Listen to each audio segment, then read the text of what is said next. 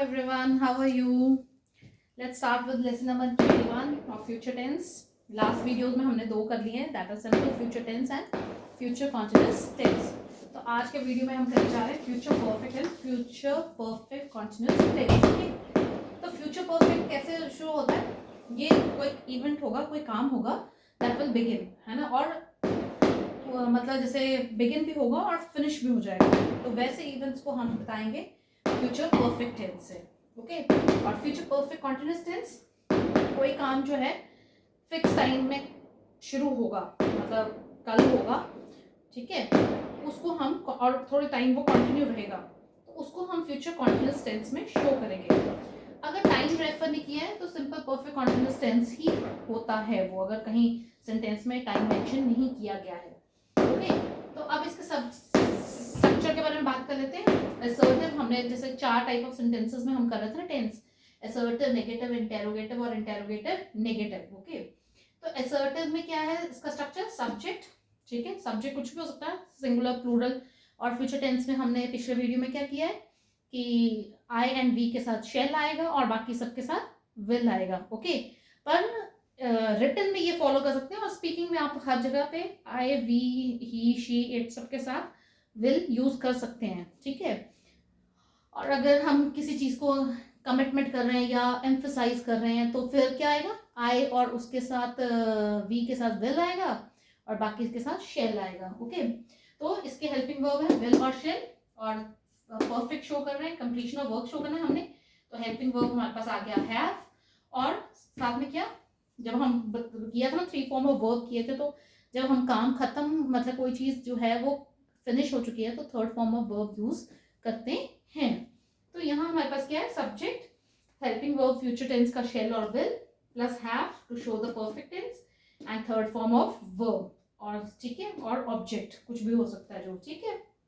तो स्ट्रक्चर क्या बन जाएगा? जैसे he will have written a letter, full stop. ठीक है, तो यहाँ क्या, ही क्या है? सब्जेक्ट, विल क्या? हेल्पिंग वर्ब, हैव जो है वो परफेक्शन शो कर रहा है फ्यूचर का, written third form of verb, और लेटर क्या है? ऑब्जेक्ट. ओके, तो ये बन गया हमारे पास असर्टिव सेंटेंस का स्ट्रक्चर. अब नेगेटिव में, नेगेटिव मतलब नहीं नहीं ना, तो नहीं में नॉट ऐड करना है हमने, तो स्ट्रक्चर क्या हो जाएगा? Subject plus will shall plus have, और नेगेटिव वर्ड के लिए नॉट ऐड होगा और ऑब्जेक्ट. ओके, तो सेंटेंस क्या बन जाएगा? He will have not written a letter. Right, जो नॉट है वो हमेशा प्लेस होगा हेल्पिंग वर्ब और मेन वर्ब के बीच में. Right, he will have not written a letter. Okay, तो ये हमारे पास आ गया नेगेटिव. अब इंटेरोगेटिव क्या है? when you have to ask a question, आप पूछ रहे हैं ना, सवाल पूछ रहे हैं, प्रश्न पूछ रहे हैं, that is interrogative sentence.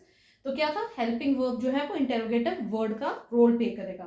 तो विल और शेल जो है वो फर्स्ट में आ जाएगा पोजीशन में, और फिर सब्जेक्ट जो है उसके बाद चला जाएगा. ठीक है, विल शेल का W या S जो, या हेल्पिंग वर्ब किसी भी टेंस में जो यूज होगा उसका फर्स्ट अल्फाबेट कैपिटल होता है, तो कैपिटल हो जाएगा. Will he have, will helping verb, he subject, have written verb, और अ लेटर ऑब्जेक्ट का पंक्चुएशन मार्क, क्वेश्चन मार्क. ठीक है, जो भूलनी नहीं है हमें, छोटी छोटी गलतियां नहीं करनी है ताकि मार्क्स आए. ठीक है, फिर नेक्स्ट है interrogative negative verb sentence. Okay, तो इसका स्ट्रक्चर क्या बन रहा है हमारे पास? Will shall plus subject plus not plus have plus third form of verb plus object. ठीक है, तो क्या बनेगा? Will he not have written a letter, question mark. Okay, not negative है जो आएगा सब्जेक्ट और हैव के बीच में. तो ये फ्यूचर टेंस बड़ा ही सिंपल है, शेल विल के साथ आपने काम करना है. ठीक है, तो will shall will he not have written a letter. तो this is about future perfect tense, जो शो करेगा कोई काम जो है बिगिन हुआ और फिनिश भी हो गया with in a time frame, थोड़ा अपने टाइम में ही. ओके, तो नेक्स्ट है हमारे पास, and the last one for future tenses, future perfect continuous tense. Okay, कोई काम जो एक फिक्स टाइम पे शुरू हुआ है. ठीक है, कमेंट्स का मीनिंग ढूंढना है. Okay, find meaning, synonym, antonym. ठीक है, फाइंड करना. अच्छा वर्ड है, can be used in sentences. Okay, तो फर्स्ट है असर्टिव के लिए subject plus will shall plus have plus been. Okay, continuity show करा बीन. और एक और चीज बताई थी प्रेजेंट में भी पास्ट में भी कि कॉन्टिन्यूटी ऑफ वर्ब शो करना है तो वर्ब क्या आएगा? आईएनजी फॉर्म में ही आएगा. राइट, तो verb in ING form, first form of verb plus ING, और ऑब्जेक्ट, ठीक है। तो सेंटेंस क्या बन गया, he will have been writing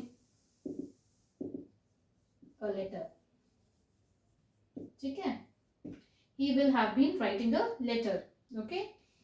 अब next one, this is for assertive, the next is negative। negative में क्या है, subject will shall plus have plus not plus being plus verb in ing form plus object, okay। तो he will have not been writing a letter, okay। not introduce हुआ, negative बन गया sentence, he will not have been writing a letter, नहीं लिख रहा होगा letter, ठीक है। the next one is interrogative, again question बनाना है, हेल्पिंग वर्ब फर्स्ट में आ जाएगा, ही विल और शेल में से कुछ भी जो होगा वो इंटेरोगेटिव वर्ड बन जाएगा। उसके साथ आएगा हमारे पास subject plus have plus been plus verb in ING form plus object, तो क्या बन गया, will he have been writing a letter, ठीक है ना। विल आएगा, फिर हैव आएगा, इसकी जो प्लेसमेंट है उसको ध्यान रखना है, इसकी इनकी प्लेसमेंट चेंज नहीं होती हैं, जो अपनी जगह है वही लेगा, ठीक है। अब नेगेटिव में, इंटरोगेटिव नेगेटिव में will he not have been writing a letter, ठीक है। not जो है वो सब्जेक्ट और have के बीच में आएगा। ये चीजें ध्यान जब रखेंगे हम, जब इंटरचेंज और ट्रांसफॉर्मेशन ऑफ सेंटेंसेस या इंटरचेंज ऑफ सेंटेंसेस जब हम करेंगे उस टाइम पे ध्यान रख के करना है ये, ठीक है। इनकी प्लेसमेंट जो है वो पर्टिकुलर अपनी अपनी जगह पे होंगी, तभी ग्रामेटिकली सेंटेंस जो है करेक्ट होगा, okay. So very short video, this is all about future tense. एक वीडियो में हमने कवर किया सिंपल फ्यूचर और फ्यूचर कॉन्टिन्यूअस, और एक इसमें हमने कर लिया future perfect and future perfect continuous tense, simple है विल शेल के साथ, ठीक है। स्ट्रक्चर याद करिए, थोड़ा सा गलती होने के चांसेस नहीं है, थोड़ा सा ध्यान से देखेंगे, रीडिंग के वक्त भी ध्यान से देखेंगे, ओके। और वर्ड आज का कमेंट्स, ओके, अच्छा वर्ड है, can be used in simple sentences, जब आप छोटे छोटे सेंटेंसेस लिखते हो या बोलते हो, this word can be used, so find out the meaning and which part of sentence speech it belongs to, and of course its opposite and similar word, that also find out, this is your task for today, okay। और इसके साथ छोटा सा video है, फिर this what we have covered, हमने कर चुके हैं टेंसेस जो है हम कर चुके हैं, present tense, past tense, future tense, okay. Time and tide wait for now, past जो है वो जो हो चुका है इवेंट्स वो पास्ट टेंस से पता चलते हैं, जो अभी हो रही हैं चीजें उसको हम प्रेजेंट टेंस से रिप्रेजेंट करते हैं, दिखाते हैं, लिखते हैं, और जो कल होने वाली है, आने वाले समय में होने वाली है, कल नहीं मतलब अभी नेक्स्ट मोमेंट में, नेक्स्ट पल में जो भी होने वाला है वो हम फ्यूचर टेंस से शो करते हैं, ठीक है। तो this is all about future tense, sorry tenses. Next we will be taking active passive, थोड़ा वो भी टेंसेस से रिलेटेड टॉपिक है, तो उससे रिलेटेड जो है वो वीडियो में हम बनाएंगे, हम साथ साथ सीखेंगे, ठीक है। और ऑफ कोर्स आता है, आईसीएसई के बच्चे तो आते ही आते हैं, बाकियों को भी कॉम्पिटिटिव एग्जाम में भी ज़रूर आता है एक्टिव पैसिव का एक आधा क्वेश्चन, सो ध्यान से देखेंगे तो definitely I wish good luck for everyone कि अच्छा होगा, ठीक है।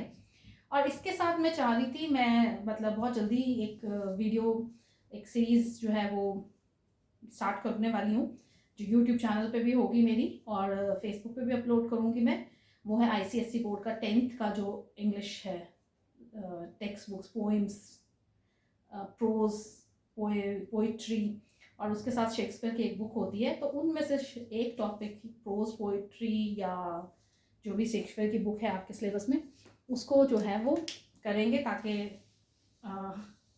वैसे तो सभी टीचर्स बहुत अच्छा पढ़ाते हैं आपके, your school teachers must be very well, they have covered the syllabus, पर चलो आपको रिफ्रेश करने के लिए एक बार एक सीरीज शुरू करूँगी, तो hope you will be watching that, and आप अपने बच्चों को भी दिखा सकते हैं, स्टूडेंट्स को भी दिखा सकते हैं, ठीक है।